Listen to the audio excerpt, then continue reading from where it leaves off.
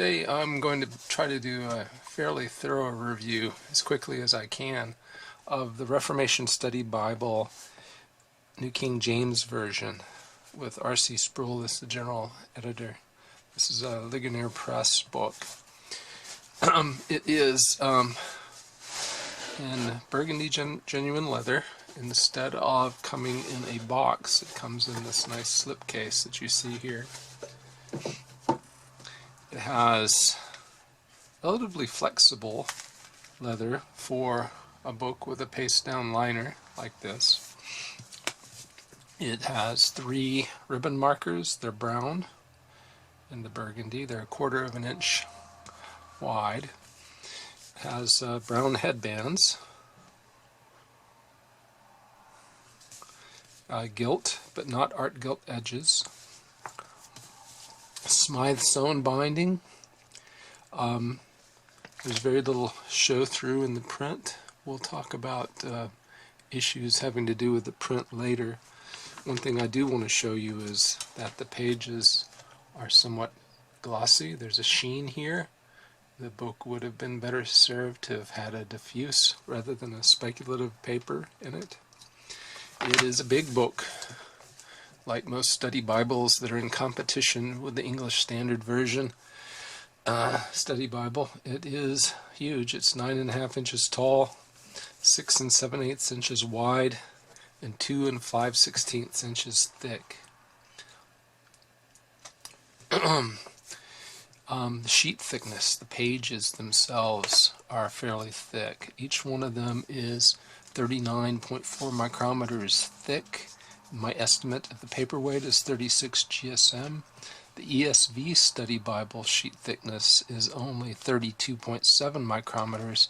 Its paperweight is advertised at 30 GSM, and I estimate it at 29.92 GSM. So I think my estimates are fairly accurate. I have found it to be 10% off for one Bible. That was the NKJV Cambridge wide margin, which is advertised to have low density paper. They call it high opacity, but it's the same thing. Here you see, just for perspective of size, the ESV Study Bible in calfskin on top, and the NKJV Reformation Study Bible below. Looks like I've got a little dog earring going on right here. NKJV Reformation Study Bible is a bit larger, a bit thicker. I think it may be because of the larger font, and of course there could be more study material in it.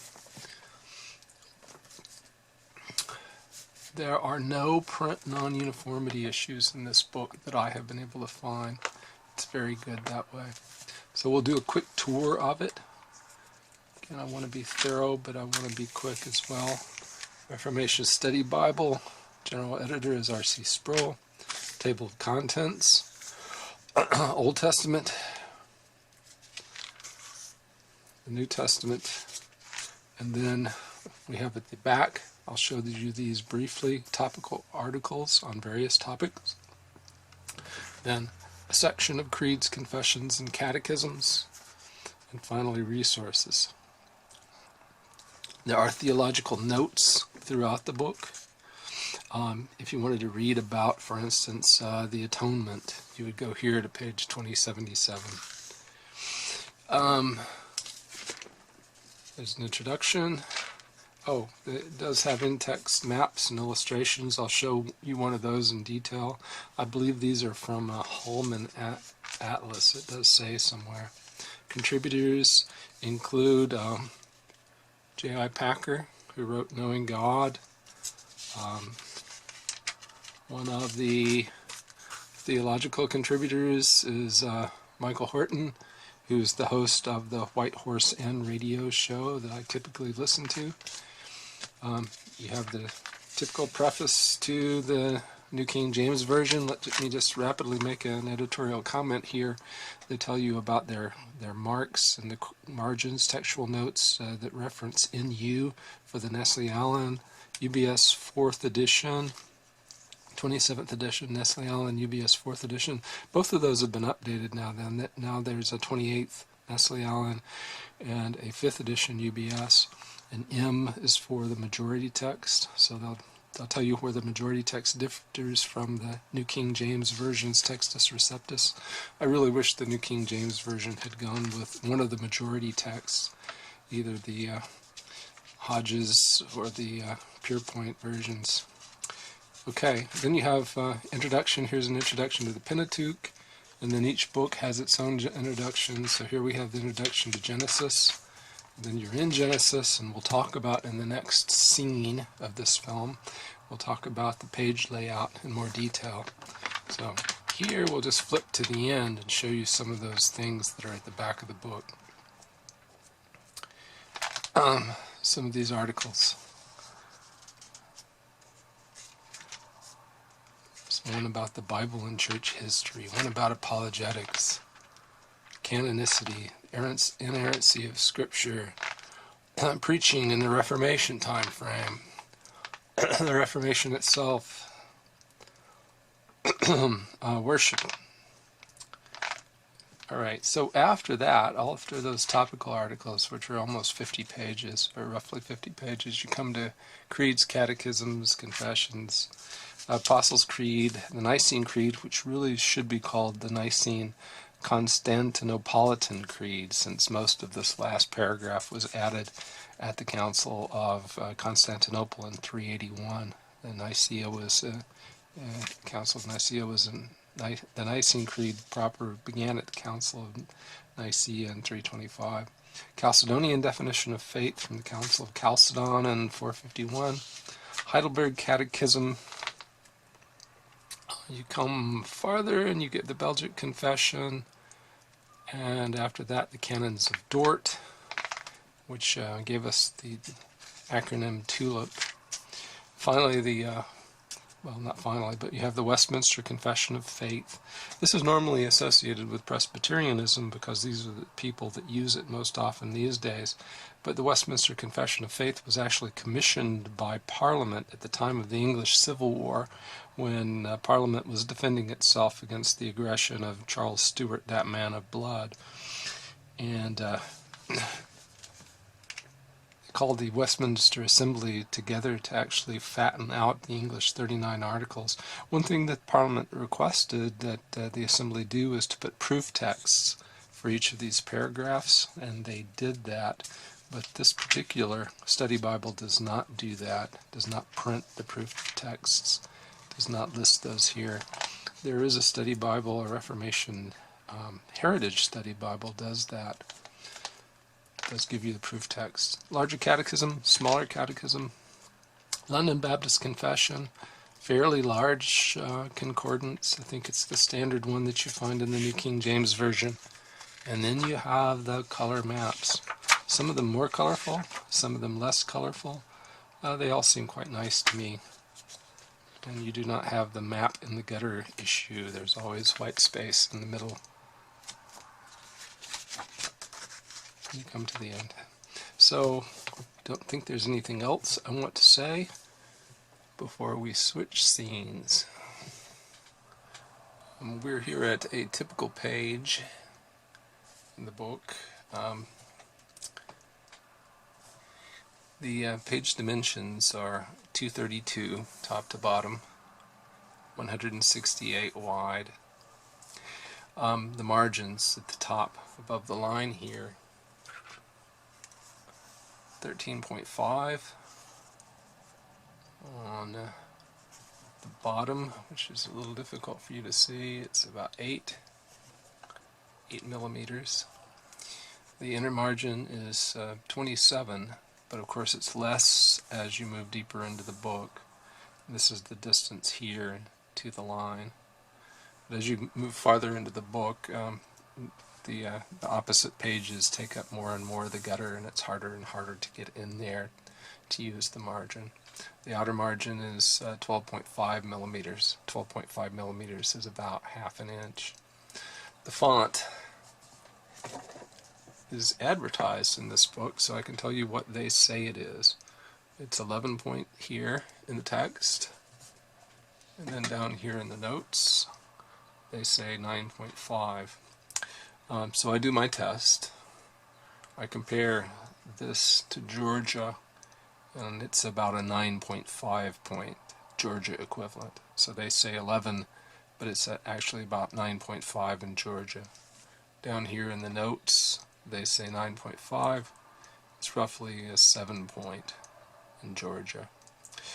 I compare to Times New Roman, and I get 10 to 10.5, so it's closer to their 11 here in the text. And then down in the notes, I get 7.5 Times New Roman. The text block is very, very wide, as you can see. I'll move it closer so you can see it better. And doing a sampling of like 5 lines, which have a lot of small letters closely spaced, my estimate is that there are something like 90 to 92 characters per line. 92 characters per line is quite a lot of text for the human eye to read. At least it was in the old days before computer screens, before we tried to read a single article all the way across the screen. What I normally do is I change the window size so that it's tall and skinny, so I can read it more easily. A hardback copy of Stephen King's The Stand has about 66 characters per line. I think that's much more comfortable on the human eye. And again, I've mentioned in other videos, I prefer something along the lines of 33 characters per line, but of course I prefer a 2-column, center column reference format. In the notes, it's a little better. Down here, you have about 49 characters per line. Single column up here with references in the side. Triple columns, notes in the bottom. The notes are also in a sans serif font, something like an Arial or Helvetica. It's a clean, serif-free font.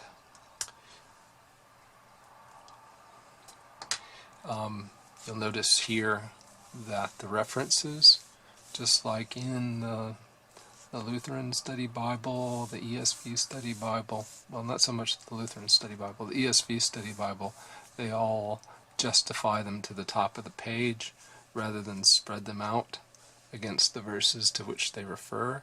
Yes, it looks neater this way. It's more useful to the user if you put the note to 25, verse 25, down here next to verse 25.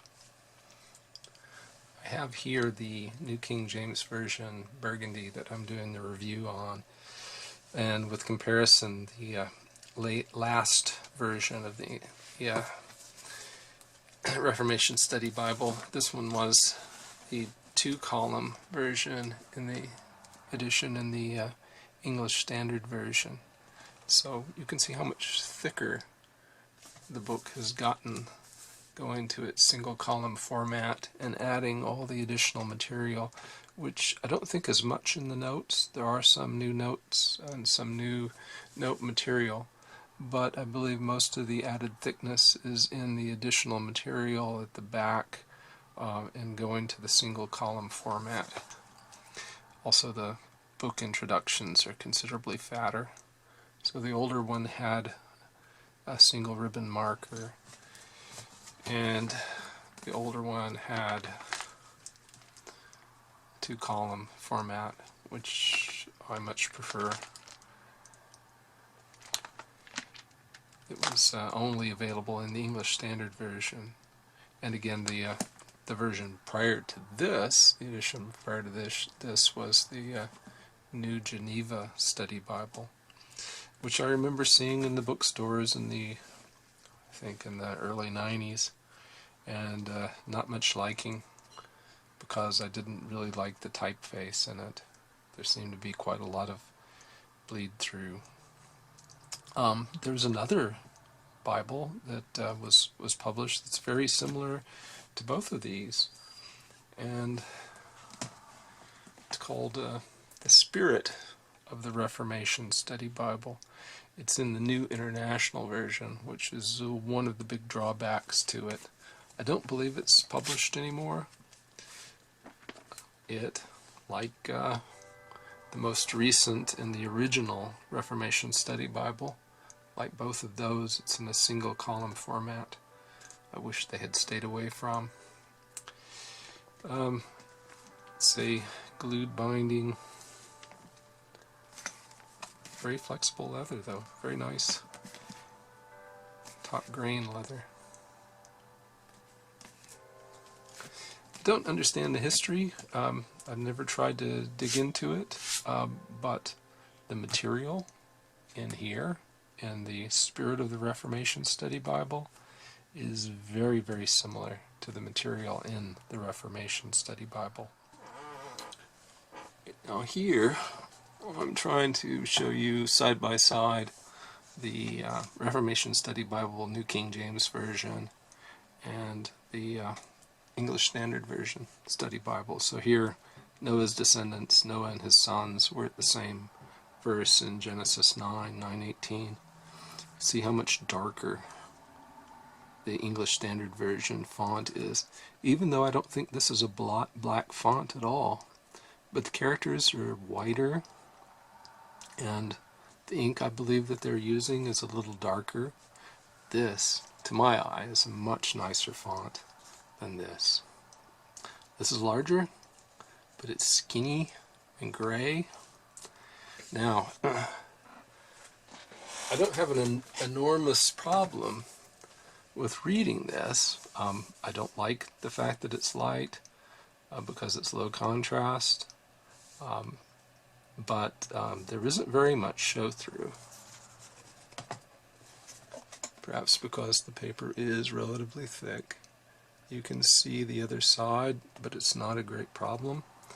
As far as I know, the lines, as you wouldn't expect them to be in a study Bible, the lines aren't line matched, but I've never noticed that line matching is much of an improvement. I do wish they had made them darker and risked having some show through. That's one of my problems with modern translations, is that we rarely get a nice bold font that's pleasant to the eye and useful for reading. I have written in the book, as you can see, we're at Isaiah 40 verse 3, and I've written a note in the column and the margin. The margins are narrow, so you have to kind of write at an angle. So what's the show through look like? Let's see if we can show that.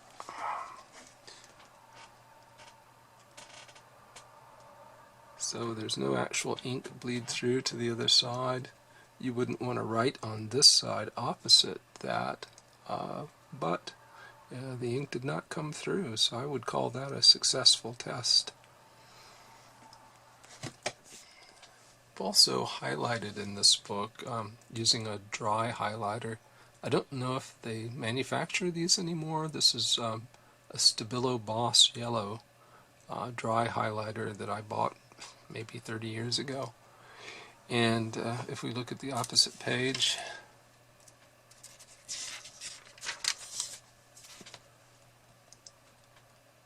see a faint hint at the yellow. The yellow is about at the same height on the page as the word truth. So I would say that's a success as well. I mentioned that I kind of like the maps in this Bible, although they are in black and white, and admittedly they could benefit from some color here and there, where there are numerous items that look very similar in grayscale on the same map. But in general, they're very good and very detailed. This is one of Paul's second missionary journey. It's in text, so it's sitting right here in Acts 16. And it shows you the route of the journey.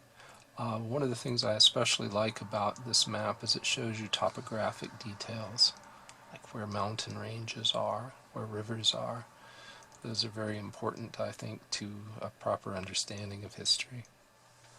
I didn't want to conclude the review without giving you a sense for the notes. We're at 1 Timothy 2:4, where in the New King James it reads, "Who desires all men," speaking of God, who desires all men to be saved and to come to the knowledge of the truth. The note here in 2:4 says that this does not mean that God sovereignly wills every human being to be saved, because there is evidence otherwise. It may refer to God's general benevolence in taking no delight in the death of the wicked, or to God's desire that all types of people be saved. That is, God does not choose his elect from any single nationality, class, or other group.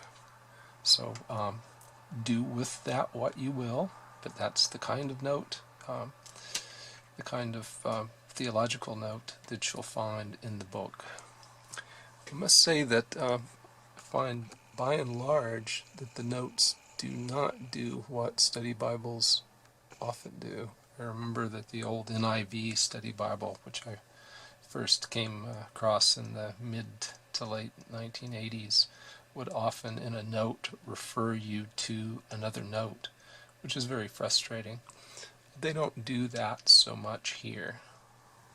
Well, the Reformation Study Bible in the New King James Version does a number of things really well.